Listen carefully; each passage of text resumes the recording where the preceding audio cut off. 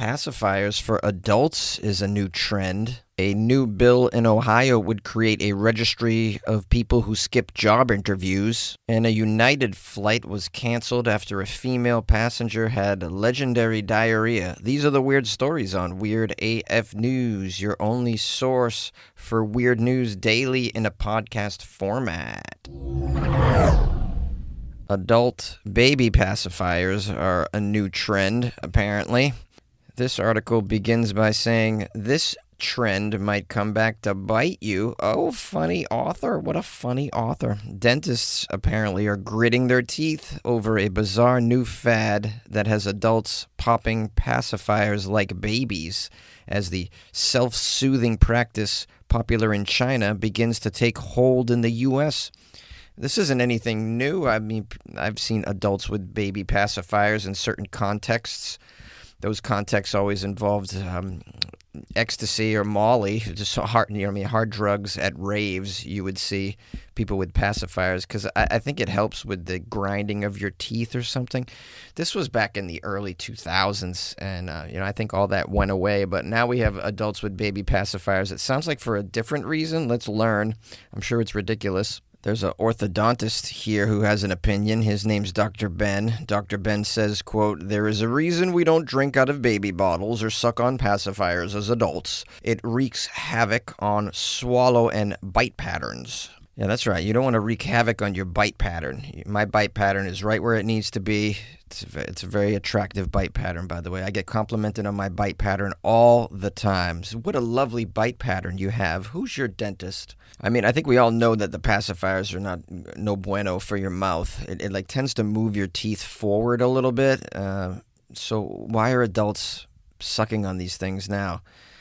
The silicone soothers, it says, are being pitched as sleep aids and stress relievers, and they're flying off the shelves, apparently. Oh, that's because Gen Z, they need a stress reliever. They're so overwhelmed. And the whole generation has never pedaled a bike, so of course they're overwhelmed. You're going to be overwhelmed if you never had to pedal your bike. It just ran on electricity. Hopefully these pacifiers are bringing them some stress relief. Let's keep reading and find out if the pacifiers are working. In my day, we just smoked a Camel unfiltered cigarette when we were stressed. But now apparently it's like, I'm so stressed from my job. Where's my binky? Has anyone seen my binky? Now, the article claims that the trend is so popular that some online sellers reportedly move thousands of adult pacifiers every single month with prices ranging from $1.40 a bargain to a jaw-dropping $70 for a what is that, a blinged-out pacifier? That's a pacifier with Bluetooth. You could take selfies of the inside of your tonsils with this one, with the $70 one. There's some tonsil influencers out there right now taking amazing photos. Here's a quote from one of these pacifier users. Do we have a name for these pacifier users? I mean, we used to call them babies, but what are they calling them now? Here's a quote from this person. "When I am under pressure at work, I suck on the dummy. I feel I am indulged in a sense of safety from childhood." I suck on the dummy? Is that what you call it? This must be a quote from a Chinese user, and they're doing a very poor translation is what I think is going on. It says, "Others swear the pacifiers have helped ease their ADHD symptoms, support weight loss, how, and even curb the urge to smoke." I can see it curbing the urge to smoke. Yeah, it's because they always say suck on a lollipop or something. Put something in your mouth. I recommend a vape pen. There's another quote from us. Here's another quote from one of the babies, adult babies. "It gives me psychological comfort, makes me not so fidgety during my smoke cessation periods." So another person who's trying to quit smoking, it sounds like. Well, I mean, these two users are trying to quit smoking. So, look, quitting smoking is difficult. Whatever gets you through it is totally fine. And just be careful of your teeth, Don't do it. Don't do this for years. But, if this gets you through not smoking, then... So there's these people, and then there's people that are stressed and sucking on it because they can't handle the world. Yeah, I mean, I get it. The world's hard. It's hard. I recommend an adult coloring book that can help you get by as well. Or just, get a Disney pass an annual pass and just go there all the time and live in that world, that fantasy world, and just pretend the outside world isn't even existing. There's many ways to skin a cat, as they say, but be careful. The dentists have a warning. This habit is anything but soothing for your mouth. These pacifiers could cause serious trouble for both your smile and your wallet. Here's another quote from Dr. Ben. If we keep sucking on pacifiers and baby bottles into adulthood, you get what is called an open bite. Oh, yeah, open bite. I don't want that. I don't even know what that is, but it sounds terrible. We don't want really anything dental related. At least in the U.S., like the cost of fixing your teeth in this country is just crazy. And insurance for your teeth is just really bad. I don't know why. They hardly ever insure them. They're apparently they're luxury bones, and so insurance companies feel like we really don't need these things. Now we have a definition of the open bite syndrome here. This is when your upper and lower front teeth don't touch when you close your jaw. This often happens because the constant pressure from sucking on a pacifier pushes the upper teeth forward or tilts the lower teeth inward, throwing your natural bite way out of whack. When you're a young child, you can bounce back because your bones are still growing at that stage. But adults, they face a much more difficult problem since their jaw structure is already set at that age. And no doubt you'll need braces to fix that situation when you're an adult. So what do we do when we're feeling trauma and overwhelmed and we yearn for some calmness and soothness in our life? Well, here's what the experts recommend. They recommend chewing gum, using fidget toys, and stress balls. So gum, toys, and balls, it's all child stuff. Feeling stressed? Let's do some child stuff, everybody. Let's play with our balls. Let's play with the little toys. Want to chew some gum? You want some candy? Does anyone have an adult approach? Would you feel stressed? Anyone? Should I Google this? Here it is. It says to drink whiskey. Oh, that's an adult solution right there. Who needs little toys to fidget with when you can just get on some bourbon train? Now, psychologists, they recommend you seek mental health support in order to tackle deeper issues and stress, whatever's driving users towards these self-soothing habits, such as sucking on an adult pacifier all day long at your desk. What? Getting down to the root problem? What? How groundbreaking. Getting down to the root of the problem. But who's got time to get down to the root of the problem now? Just suck on a rubber teat all day. I'm in my happy place. And then put on a diaper. A new bill in Ohio would create a registry of applicants who skipped their job interviews. Some Ohio legislators are trying to make it more difficult to skip scheduled job interviews. They've proposed House Bill 395, which would create an online registry of job applicants who don't show up to job interviews without notice. The bill tasks the Department of Job and Family Services with making a very simple way of reporting applicants who don't show up for their appointed job interviews. Man, are you kidding me? I thought conservatives weren't into a social credit score because that's exactly what this is and is creating. Now, the bill's sponsors say this will protect employers and state unemployment services, but opponents say the bill could harm job applicants. Yeah, obviously it would harm job applicants. This unemployment services thing here, I think that's a key to what they're trying to do. They want fewer people to be able to get unemployment, or just make it more strict to get unemployment. Just another way in which our government is supposed to be, for the people, by the people, but it's really not. It's more like for business. They're for business and corporations. So sad. I hate to bring it up on this podcast because this should be an escape from reality, Weird AF News, but sometimes I just land into these places and I have to say something. This article says, according to the Department of Job and Family Services, 50,000 Ohioans filed for unemployment benefits last week alone. Yeah, because we're in a bit of a predicament here in the country. Have you seen the jobs reports? Okay, they're not creating any more jobs. People are losing jobs to AI and to staff cut downs because of budgetary cut downs. I love how your solution is no, let's not help people get jobs. Let's just make it more difficult to get unemployment by keeping a record, by acting as big brother-ish as we can. And if you're going to put out a list of people who skip their job interview, could you also, I don't know, put a list of employers that ghost their applicants or use AI to interview you? Or when you show up on time for the job interview, make you sit there for an hour? How about a list of these people? How about a list of corporations that post non-existent job positions?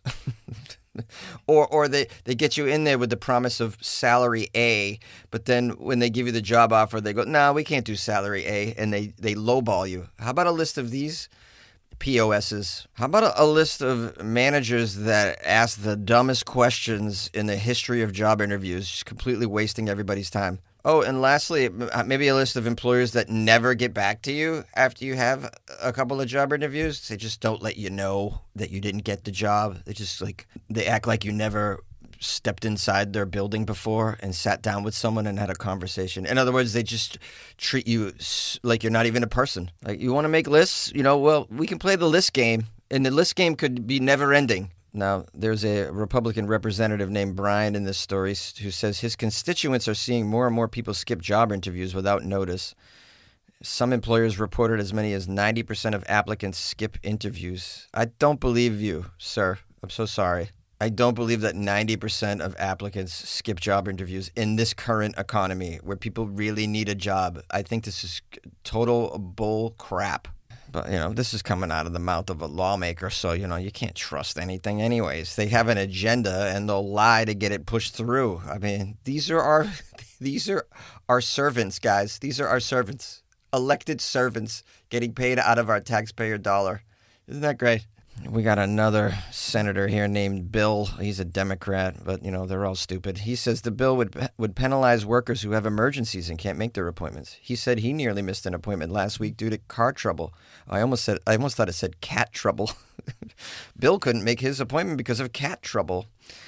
Yeah, you can have cat trouble, and that'll make you miss an appointment. When they start puking, oh my goodness. First of all, it takes them forever to puke. It's just a cat just won't throw up and get it over with. A cat's got to make it a whole choreographed performance that lasts about 11 minutes. And then can't just puke in one spot. No. Got to go over here and puke on that floor and this floor and this floor. This rug. Got to do this doormat. Cats and puking. Wow, what a disaster. Yeah, you'll be late for your appointment if you have a cat emergency.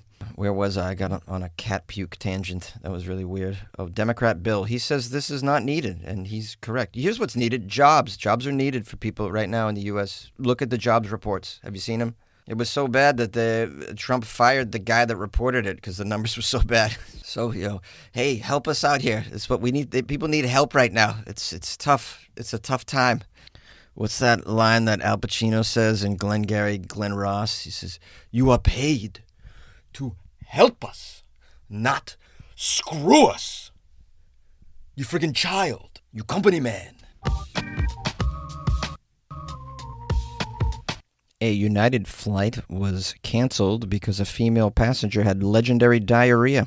What a nightmare. This flight was canceled because a female passenger suffered an explosive bout of diarrhea and vomiting that destroyed the aircraft's tiny bathroom.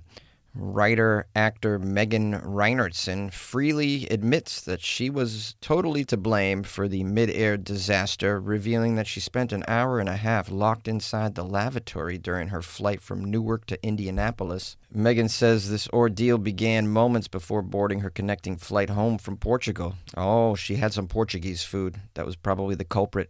She said she felt the first waves of what she discovered later was severe food poisoning. I think if you fly economy, it'll do this to you too. Something is brewing, something is happening that I am not prepared to deal with, she recalled when she made this TikTok video that's been racking up the views. It's currently at 12 million views. It's all just her spewing, pardon the phrase, sharing the details of her horrible diarrhea on a flight. Is this what we're doing now? We're just making videos, reviews of our toilet victories now? What is going on? Why do people go on TikTok and say these things? Lady, say less. Like, have, I don't know, an iota of self-respect? Like, is this where we're at? People don't care where the clicks come from or for why they come from? For why? Yeah, for why they come from. Oh, let me just share with the world my most humiliating story with all the disgusting details, and in this one in particular, dealing with feces, which is extra gross. Megan confessed in her TikTok video that despite her fears, she took her seat and she hoped for the best, but within 30 minutes she was drenched in sweat, crying, doubled over in pain. She says she went to the bathroom, and then for the next 20 minutes I had more diarrhea than any human should ever have in their life. And I started vomiting as well. Okay, thanks for the poop report. I mean, what are you, a child? I did number 2, everybody. I want everyone to know I did number 2 in there. I'm a big girl. The article says Megan, a writer and actor. Okay, is this an ad for her career? What is this? She confessed to an audience of millions that she single-handedly caused this United Airlines flight to be canceled after she had this nasty bout of diarrhea.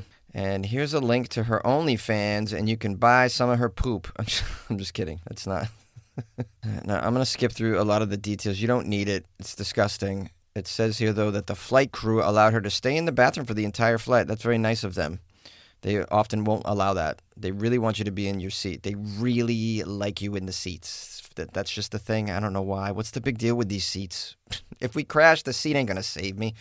Okay, it says they even got special clearance from the pilot to allow her to remain in the bathroom where she was even for the landing. Oh, that's really nice. Okay, so they're very supportive when this does happen. I got really sick on a flight to Asia. It was one of those 22-hour flights, and I got super dehydrated, and I sat on the floor with my head in my hands, and they actually let me sit on the floor near their little kitchen area, whatever you want to call that. Like I was so grateful. They gave me water and let me sit there. I wasn't there the entire flight. I was probably there a good 45 minutes to get myself together, and they allowed it.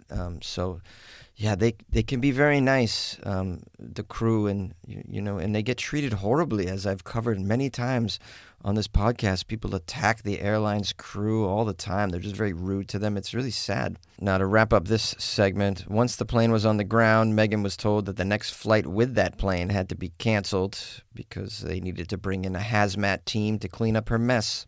Well, they didn't have to say all that to her. They just could have just let it go. She doesn't need to know that information. That's not going to make her feel any better. Megan was eventually given a wheelchair, wheeled off the plane. Megan talks about how she was wheeled to the baggage claim, where she had to endure the shocked stares of all her fellow passengers who undoubtedly knew she was the woman in the bathroom for the entire flight. Yeah, that's obviously embarrassing. But, I mean, not for her, because she has no shame. I mean, she shares this to 20 million people on TikTok. She doesn't give a damn that people at the baggage stared at her, obviously. She's doing it for the clicks, guys. She's trying to be a shitfluencer. She's going to pivot out of her acting career. And now, listen, I'm going to end this with a word of advice. This is really helpful. If you ever find yourself in this position, I've found myself in this position where I'm among strangers that know that I just did something inappropriate, or I had an episode of some sort like this. Here's what you do. You tell yourself this mantra in your head over and over again. I'm never going to see these people again. I'm never going to see these people again. I'm never going to see these people again. Hello, my friends and loyal listeners of the Weird AF News show. I appreciate you spending a little time with me today. I apologize for my low energy, a little hungover. I had a big show last night, and we were out very, very late. But doing it in life, man, and just having a good time. Make sure you do the things in life that you enjoy. Even if you have a busy schedule, just make time for it. Make time for friends and loved ones. And I do enjoy having some cocktails with friends and loved ones a little too much, and experienced some of that last night. I got a nice email today when I woke up from a young listener named Quentin. Quentin wrote, hello, Jonesy. I'm one of your biggest fans. I've made things like a special drawing. I don't know why I said it like that. I like to do drawings. I've made things like a special drawing for Florida Friday. I would like a shout out. He's requesting. I've listened to you for 1 or 2 years. Even though I'm only 11 years old, I feel so much better knowing I'm not the stupidest person in the world. Yeah, Quentin, you make a good point with that statement, because I think that's one of the benefits of Weird AF News is, in addition to you learn something, right? What's going on in the weird world that we live in right now, which seems to be getting weirder. And I try and insert jokes in there when I can as well. But the other thing that you get is you're like, wow, at least I'm not that dummy, right? And that's kind of helpful for our mental health, I would say. Quentin wrote, keep it up, and if you want good news, try looking at the downtown east side of Vancouver, Canada. It's crazy like Florida, but not as crazy. Anyways, good luck with your life, man. Your fan, Quentin. So shout out to Quentin. And send me that drawing, bro. I want to see you made a drawing for Florida Friday. Send that to me. Another young fan. I mean, I read a review a couple days ago. Or was it? Maybe it was Monday, of a young fan, 13 years old, that listens to the show. I'm always so surprised that young people like this show. So it really, really baffles me. But that's great. I'm glad I have an array of listeners from various backgrounds that live in different countries, they're different ages, and I like that. You know, the one thing that you could do with your podcast is you can touch as many people as there are out there in the world. That's what's so great about these podcasts, and how it's really changed my life doing this show. My stand-up comedy didn't really reach as many people as this thing seems to. So it's kind of been like the most successful thing that I've ever tried. And I've tried a lot of things between music and acting and comedy and filmmaking. I mean, I've written short stories. I mean, I've tried a lot of various ways to express myself, and nothing's really happened for any of it except for this podcast. And I have you guys to thank for that. So thank you for being loyal listeners. I appreciate that. If you want to email me, it's funnyjones@gmail.com. Tomorrow is the Florida Friday episode? Yeah, Florida Friday. So if you come across some Florida news, please email me a link. That'd be great. You can also drop the link in my DMs, into my DMs on Instagram @funnyjones. Okay, I would love to hear from you. Have a great night, and good luck with your life, man.